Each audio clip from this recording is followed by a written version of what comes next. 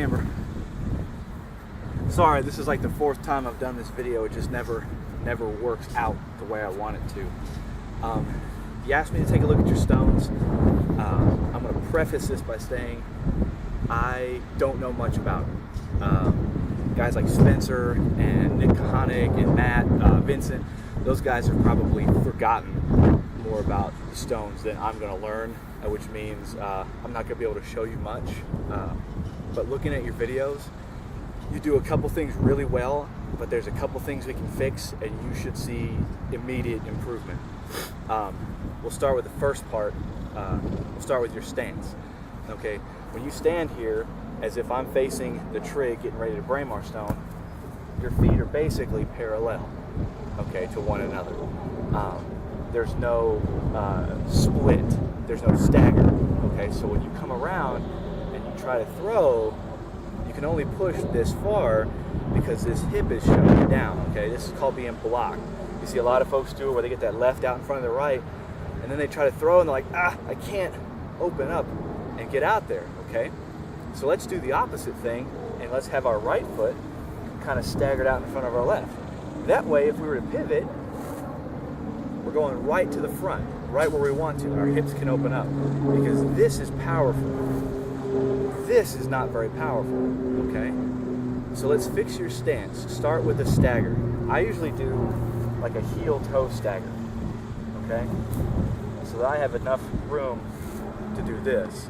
Short, kind of fat, have wide hips.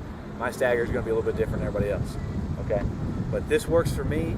Give it a shot. See if you can't open your hips up a little bit more. That will allow you to use your legs, okay? Step 1, okay? So we've got that worked out. Now let's talk about the way you load your stone, okay? You have your stone like this, okay? It's like tucked up underneath, under your chin, all right? When I saw you do it, I was like, what is she doing, okay? Now understand, you know, your smaller hands, etc., okay? But all you can do with a stone like this is throw it up, okay? Which is, in your video, kind of exactly what you did. So let's try this a little differently. Take your stone, and instead of putting it right here, you know, you've seen that Home Alone where Kevin's like, ah!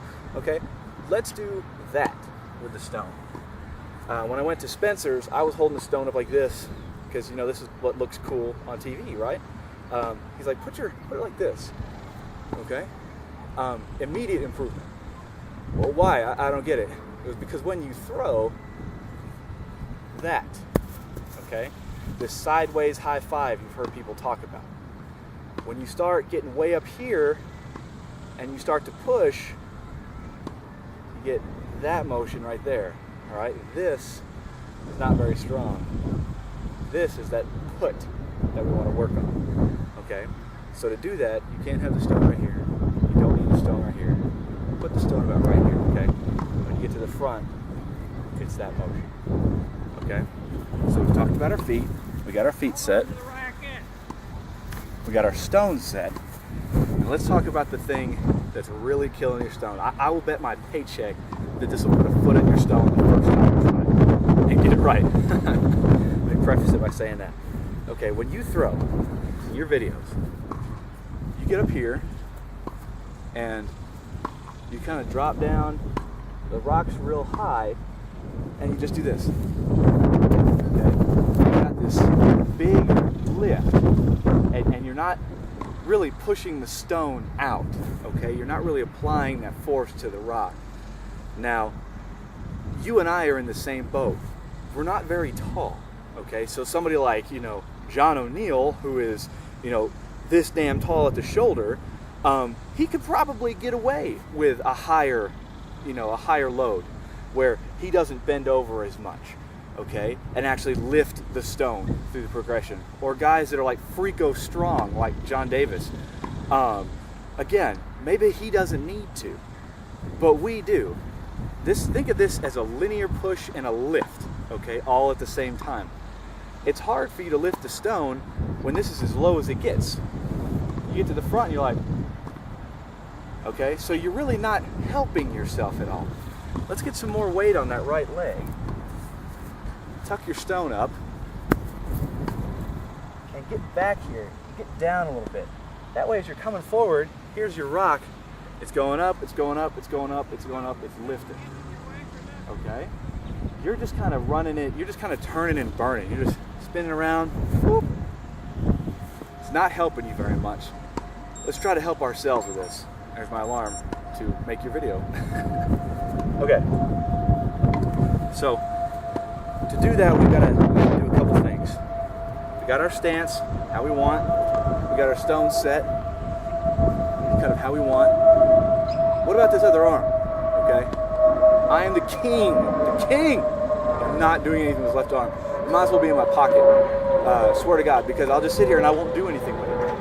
Like I said, a weekend with Spencer and Mike Beach, they're both doing it. I'm like, hey, maybe this is something I need to do.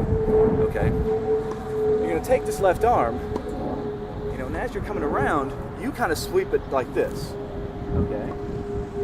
What I want you to do, sweep it up high. Okay, like there's some light posts up there. I'm trying to put my hand over the top of those light posts. Okay? Now then, think of it, I'm thinking, okay, high sweep, 45-degree angle, all right, roughly. And I want to think, okay, I'm on a clock face. Front of the trig, where I'm going is 12, 3 o'clock, 9 o'clock, 6 o'clock. As I'm sweeping up, here's 12, you know. Okay, so now, long arm, now rip that thing down and in. Okay, this does two things. It lets you squeeze that last little bit of torque out to help you accelerate the stone, and it brings this shoulder up. Okay, left shoulder goes down, right shoulder goes up, which is kind of what we want, right? So work on that. And it'll help you, I promise. Like Spencer, yeah, whatever, man. It's legitimate, it works, okay? And it's kind of hard because I know I've given you like 7 things to think about. When you go to practice, just think about one thing at a time. Today I'm going to practice, I'm going to have my feet right every single time, without thinking. Next couple practices, okay. So I can do my feet without thinking, got my stone where I want it. I'm going to work this left arm. I'm going to work on that. I'm going to work on, get up here and get big with it, okay? Things to work on one at a time. And then eventually you'll get to the point where they all kind of work, and now we'll time them up and they'll work together and you're like, bam, PR, okay? So just don't get frustrated with all this stuff at once.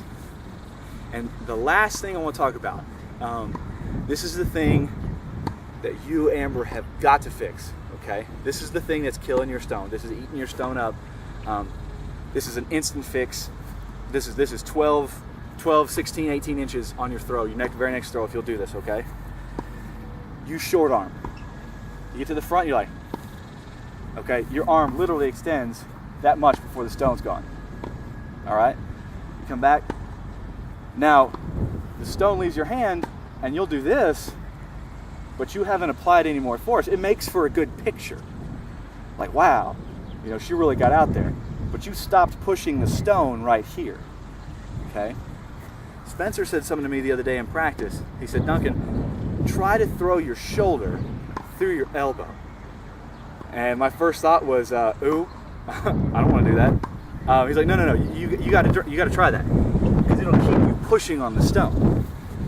So instead of just doing this, you know, and just kind of short pushing it, getting to the front, sweeping, pushing, shoulder. I'm reaching that shoulder out as far as I can. Look how much further I was actually able to push on that stone from here to here.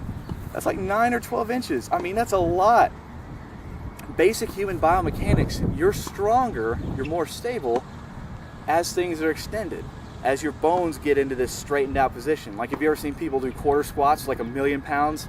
Eric Frazier's like 1,100 pound Zerker lockout. I mean, he was really strong. He was strong anyways, but he's like, locked it out.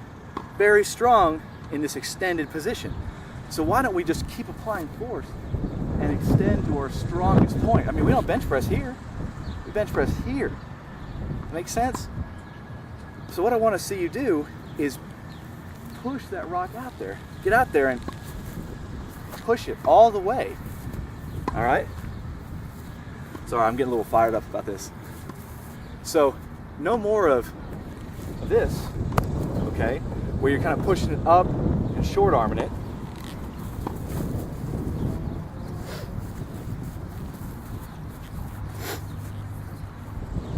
Let's get some of this. Okay. Where you're actually pushing, extending all the way out there. If you get a chance, look at some of the videos on YouTube and pause them right as the guys finish. They're way out over the tree, huge out over the tree. Pushing the stone, pushing the stone, pushing the stone. All in all, your stones look like, I mean, they're not, I don't want you to think this is me jumping on you, okay? They need work because you're not using all of your tools, all right? You're doing like part A and part D, but you're skipping the middle parts, okay? Just like with your hammers. And hey, look, you got an 8-foot PR. You changed up like 2 things. 8-foot PR and the heavy hammer, which for you has always been a tough event. Me too. We're short. It's tough on us. So just work on it. Work on one thing at a time. Get comfortable until it becomes second nature and becomes easy, and then start working on timing it up. I mean, you can do it. If you'll work this hard until your next tiling game, I would be very, very surprised if you don't PR by a lot. Again, that's just my advice. It's free, worth every penny. Holler at me, let me know how your practice is going.